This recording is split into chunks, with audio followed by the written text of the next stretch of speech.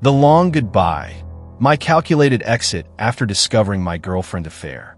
Hey Reddit, long-time lurker, first-time poster.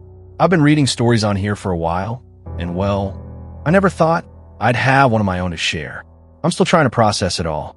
I guess I'm looking for some perspective, maybe some validation, or maybe just a place to vent. It will be long, so let me start. The search for the one. I'm 35 now, and for a long time, I was starting to think that finding a good, honest woman was like finding a unicorn. You hear about them, but you never actually see one. I'm not one of those nice guys who complains about being friend-zoned. I'm a pretty straightforward, no-nonsense kind of guy. I work in construction. I'm good at my job, and I make decent money.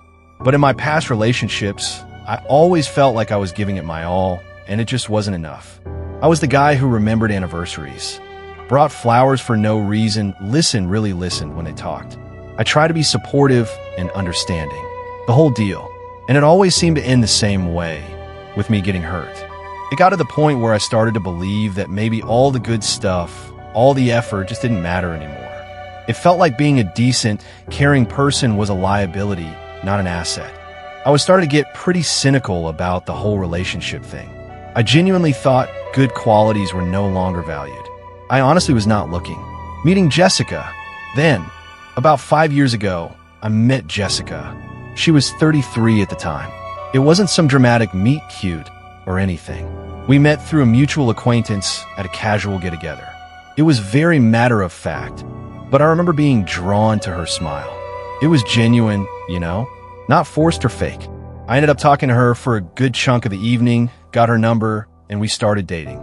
There was a huge amount of excitement to see each other in those early days. We really clicked. I always made sure to put effort into everything. I remember the day as clear as yesterday, even down to what we were wearing. At first, I thought the relationship was a very casual fling, but after a while, I started to catch feelings. This was my chance, and for a while there, it really felt like I'd found the one. Jessica was different. We had a lot in common, like a love for hiking and trying out new restaurants, but we also had our own separate interests, which I thought was healthy. I'm into classic cars, restoring them, going to shows, that kind of thing. She found it mildly interesting, which was fine by me. She was really into pottery, making all sorts of bowls and vases. I appreciated her art, even though I didn't have the patience to do it myself. It gave us things to talk about, things to learn from each other. Everything just seemed to click in those early days. We were both relatively young, still figuring things out, but we were doing it together. It felt right. It felt like we were building something real. We were making plans, talking about the future, all that stuff. Work life and early trust. Now, our jobs were pretty different, and that plays a part in this story later on. As I mentioned, I'm in construction. I'm on site, physically working most days. It's hard work, but it's honest work, and I'm proud of what I do. Jessica, on the other hand, worked in sales. She sold software, and her performance was measured on how much she sold. Initially, she was in an office, a typical 9 to 5 kind of deal, but after a while, her company started offering a work-from-home option, which she jumped on. At first, I thought it was great. More flexibility for her, more time we could potentially spend together, even if it was just being in the same house while she worked. I was always very proud of her, always encouraging her to get her job done so that she could get that promotion.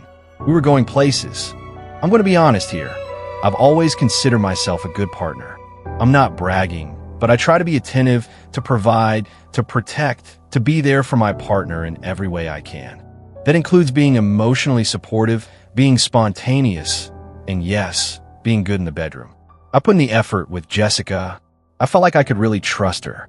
I'd had partners in the past where I had nagging doubts, little suspicions that maybe they weren't being completely honest, but with Jessica, it was different. I'm not saying infidelity is impossible, but it wasn't something I actively worried about. I genuinely believed we had something special, something built on trust and mutual respect. That's why what happened later hit me so hard. The subtle shifts. It started slowly. Jessica started acting odd. It's hard to describe exactly, but she just seemed off. I noticed she was being more secretive with her phone, hiding the screen when I walked by, taking calls in another room. She was less affectionate, less interested in spending time together. She kept saying she was tired a lot, even on weekends when we usually made plans. At first, I brushed it off. I figured she was stressed about work. She'd been pushing hard for a promotion, and I knew the pressure was getting to her. I kept telling myself, don't jump to conclusions. It's probably nothing. I really wanted to believe it was nothing. I didn't want to think it was anything serious. My initial reaction was just curiosity. I wanted to know what was going on with her, why she seemed so distant. I was completely blind to the bigger picture at this point. But the odd behavior didn't stop. It went on for a whole week, with only little glimpses of the Jessica I knew. Those moments of normalcy were just enough to keep me hanging on, to make me think maybe I was overreacting. But the suspicion was starting to grow. Still, even then, I didn't immediately think she was cheating. I thought maybe she was having some kind of personal crisis. Maybe she was hiding a health problem, something like that. One night, we were watching a movie, something we usually did on Saturday nights. She seemed completely distracted, kept checking her phone, and when I asked her about it, she said it was work emails. On a Saturday night. That was unusual, even for her. That's when I really started to get concerned. My worry was slowly building up. The seed of doubt. I ended up talking to my friend James about it. James is a good guy, but he's a bit cynical, especially about relationships. He'd been through a really messy divorce a few years back, and it kind of colored his view of everything. I confided in him, told him what was going on, and he just laughed. He said, and I'll never forget this, "Dude, if she's a woman, she can cheat on you. It doesn't matter how good you are, how much you do for her. They all have it in them." He even mentioned that you could have it all, great job, great looks, but you could never be sure. That statement, as harsh as it was, really got to me. It shifted my whole perspective. Suddenly, every little thing Jessica did seemed suspicious. I went from being concerned and curious to actively suspecting she was having an affair. I couldn't shake James's words. I decided I couldn't take it anymore. I wasn't going to live with this nagging doubt, this constant feeling that something was wrong. I decided I was going to find out what was really going on. I knew about Reddit, and all the advice I found online mentioned to check the phone, so I would go that route if things didn't get better. The setup. So, I planned a nice dinner. I cooked her favorite meal, lasagna, the one we used to make together when things were good. I even set the table with candles, trying to create a relaxed, comfortable atmosphere. I wanted her to feel safe, like she could talk to me. I waited for her to get home, and after we ate, I brought it up. I told her I was worried about her, that she'd been acting differently, and I just wanted to know what was going on. And then I asked her point blank, "Are you cheating on me?" She looked shocked. Her hands started shaking, and she couldn't look me in the eye.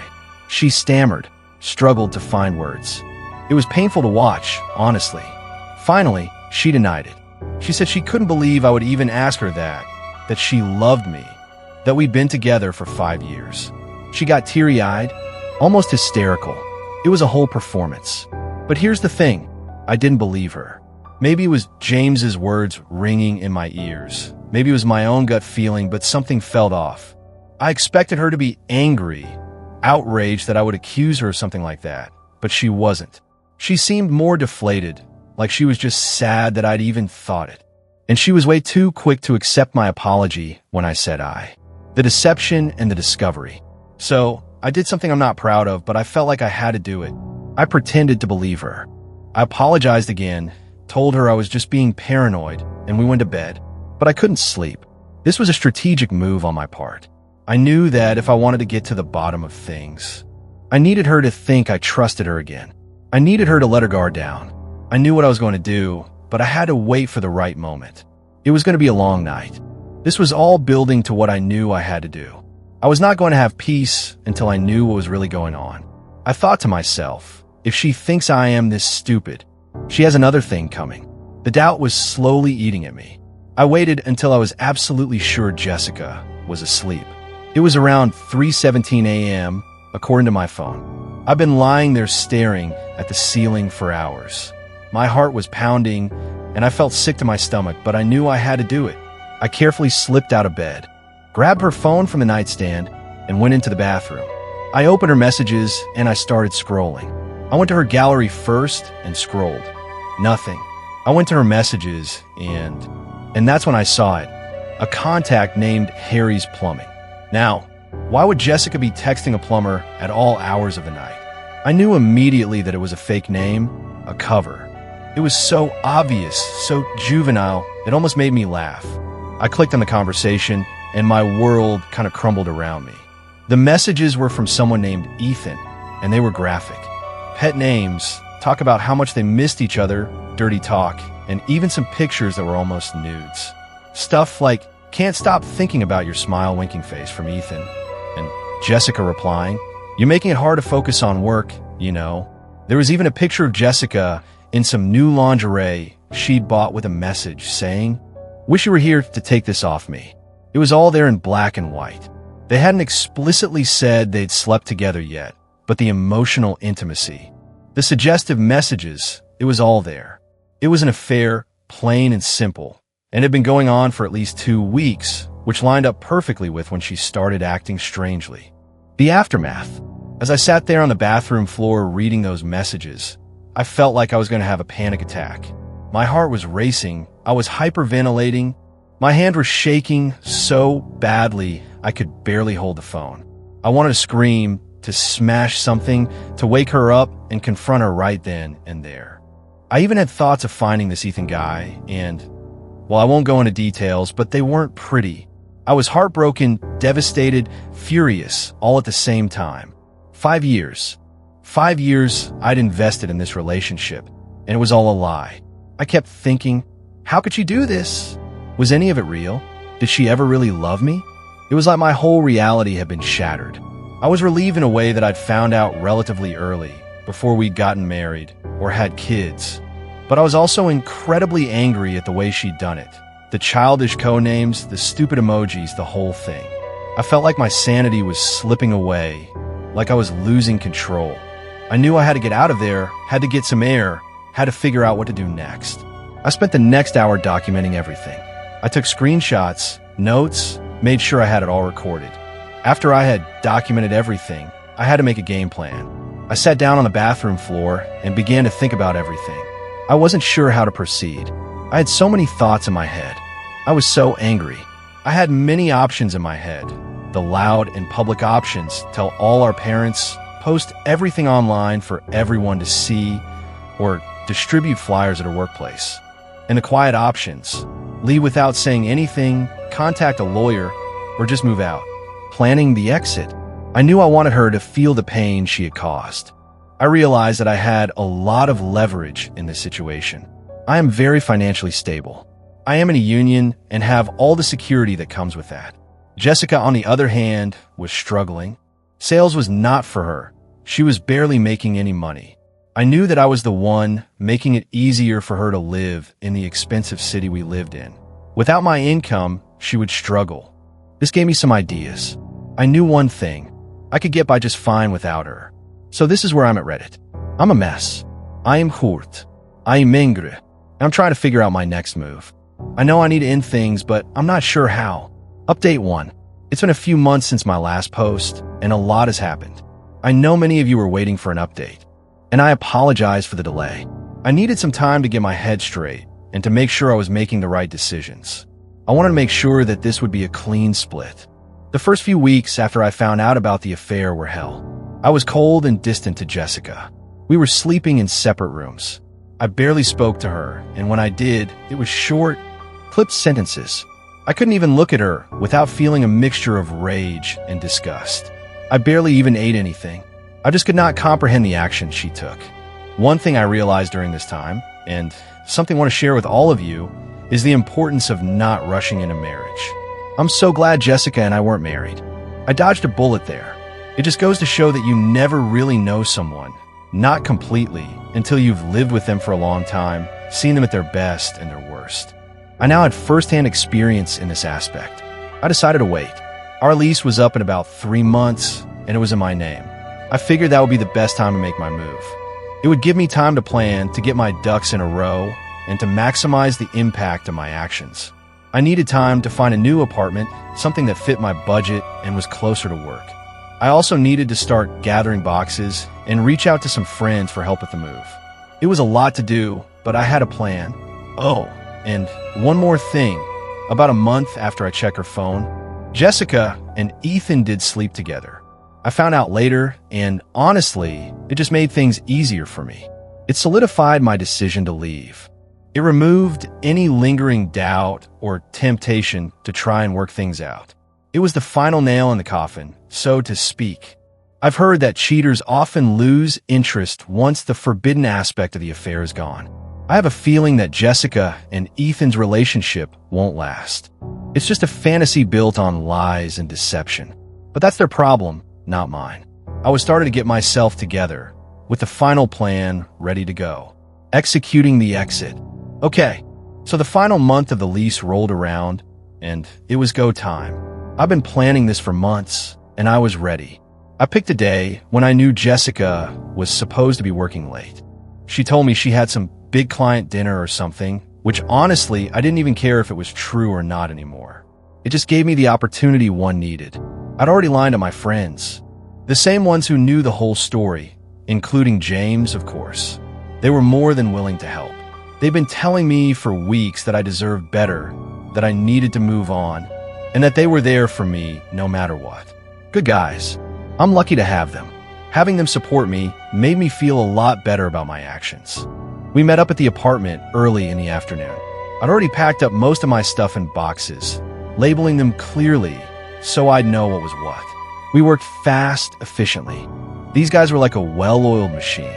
We loaded up the truck with everything that belonged to me, which honestly was about 80% of the stuff in the apartment. Furniture, electronics, kitchenware, my clothes, my tools, everything. I wanted to leave her with as little as possible. I wanted her to feel the emptiness, the void that I'd been feeling for months. The new apartment was actually closer to my work, which was a bonus. It was smaller, but it was clean, and it was mine. Just a fresh start. We got everything moved in about 4 hours. It was surprisingly quick considering how much stuff I had. I remember looking around the apartment before we left. It was almost completely bare, empty shelves, bare walls.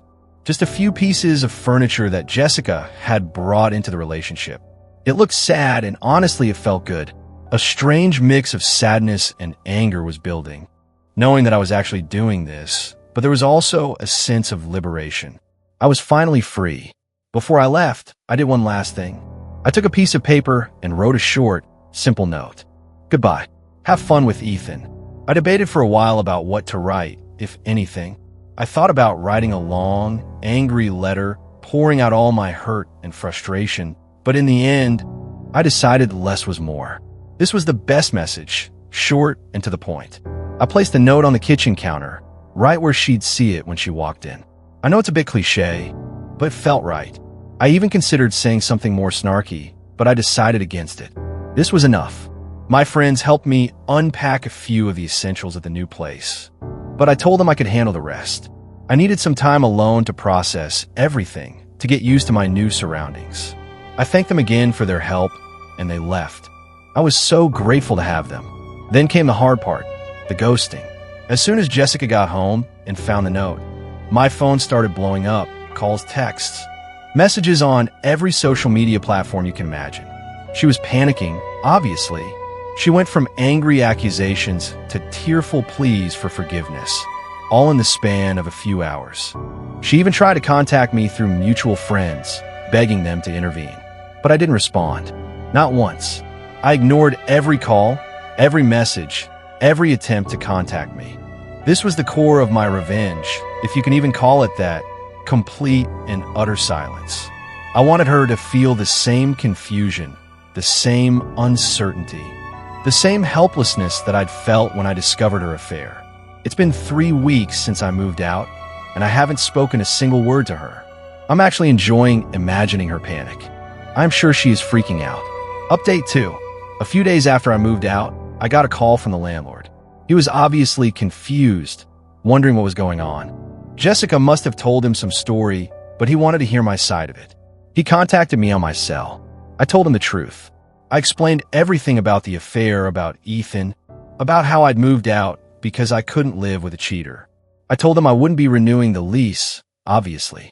The landlord was surprisingly understanding. He'd known me for a few years, and I'd always been a good tenant, paid my rent on time, never caused any problems. I think he appreciated my honesty. I also told him that I was forfeiting the security deposit. I didn't want a single penny back. I didn't want Jessica to benefit in any way from my money. I told the landlord to do a thorough walkthrough of the apartment and to make his own judgment about whether she deserved any of it back. I trusted him to be fair. I had his word that he would make the right choice. Then the landlord told me something that gave me a strange sense of satisfaction. He said that Jessica couldn't afford the apartment on her own. She didn't have a roommate lined up, and her family lived too far away to be of any help.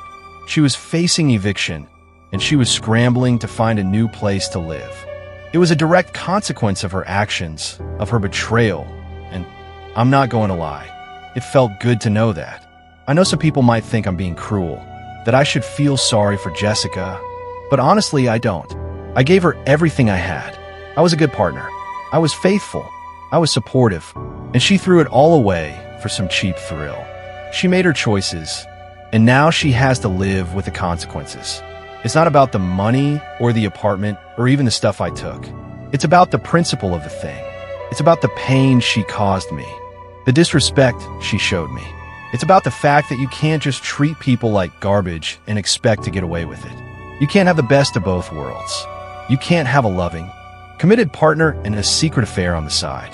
The landlord did do the walk-through. He contacted me and told me that everything was good and that he would be returning my security deposit.